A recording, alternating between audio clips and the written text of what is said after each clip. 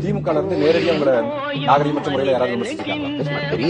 பெரியவர்கள் எல்லாருமே என் மேல அன்பு கொண்டவர்கள். நான் அவங்க மேல பெரிய எனக்கு என்னுடைய தனிப்பட்ட இதுல எங்க ஐயா துரைமுருகன், எங்க ஐயா டிஆர் பாலு, எங்க அண்ணன் ராஜா, எங்க அண்ணன் சிவா, திருச்சி சிவா, எல்லாரும் மேலேயும் எனக்கு பேரன் உண்டு. உனக்கு தெரியும் பள்ளி மணிக்கு மேல எல்லாருமே. அதாவது என் கட்சி அது என் கட்சி, என் சொந்தக்காரன் கட்சி.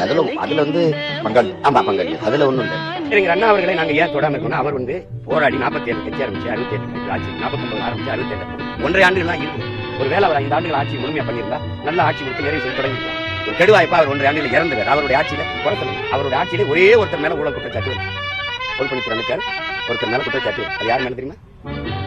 நம்முடைய ஐயா கருணாநிதி ஐயா இறந்துறாரு. அவர்கிட்ட ஆட்சி வந்தது. அதுக்கப்புறம் என்ன நடக்குது புரிஞ்சிச்சு. பல தடவை சொல்லிட்டேன். நெடுஞ்செழியன்ட்ட போகாம ஒரு கொடுஞ்செழியன்ட்ட போனதுனால நாடு நாசமாயிடுறாங்க. அது கேட்டேன் நான் எல்லாத்தையும். நீங்க இந்த வேலை செஞ்சீங்க, ஐயா வரீங்க. நெடுஞ்செழியன் நல்லவரா இருந்தாரு, இவர் தாண்டா வல்லவரா இருந்தாரு.